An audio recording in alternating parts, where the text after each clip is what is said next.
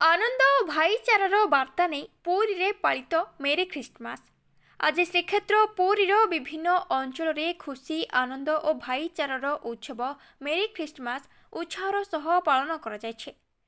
पुरी रे थिबा बाप्टिस्ट एवं कैथोलिक चर्च आलोकमाला ख्रीष्टमास ट्री आकर्षणीय साजसज्जारे उज्जवल हो उठिथिला।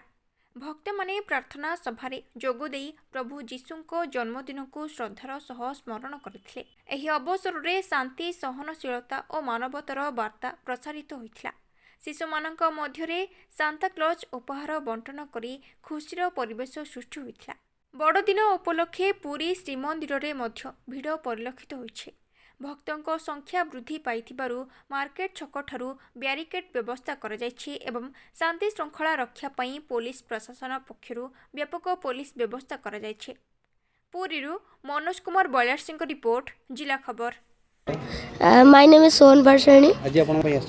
आम ये आसचु बिकज आज आमर प्रभु जीशु कृष्ण आज जन्म उत्सव आम पालन करचु से आम चर्च को आसिक सेलिब्रेशन करचु। बहुत खुशी अच्छु आम चर्च को आसु जो आमर फास्ट है आमर बेल बाजिले तापर आमर जी अच्छा पास्टर सी आग आमर प्रारंभिक प्रार्थना कले तापर आम फर्स्ट जे टर्म आम संडे स्कूल करुले से आग संडे स्कूल आम सब नाच गीत कलु आम समस्ते बस मजा नाच गीत कलु देने एबे कंटिन्यूस चलची माने एबे आमर महिला समिति कंटिन्यूस चलची। एबे समस्त को बड़ दिन अभिनंदन ज्ञापन करे।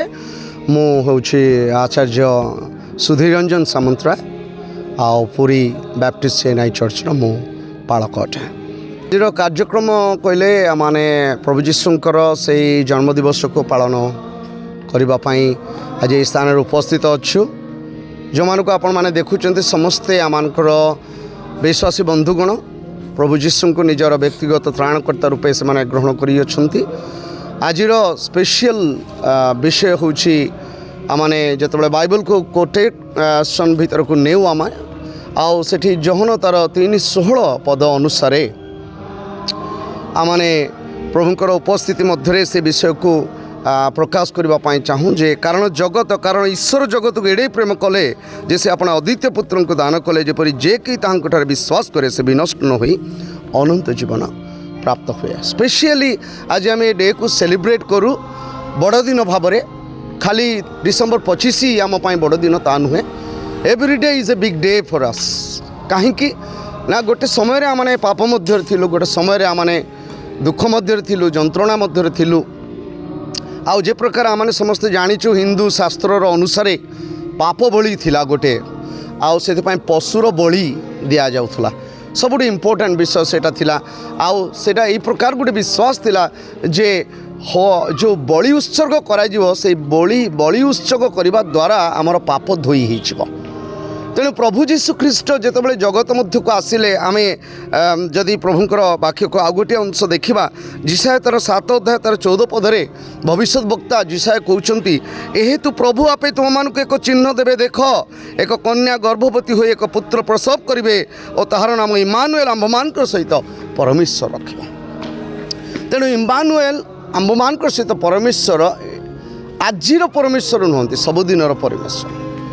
तेणु से ही सबुदिन परमेश्वर को आमाने भक्ति करूँ आमे तांको परित्राणकर्ता आमानकर सृष्टिकर्ता आमानकर त्राणकर्ता आमानकर उद्धारकर्ता रूपे आमे तांको स्वीकार करूँ।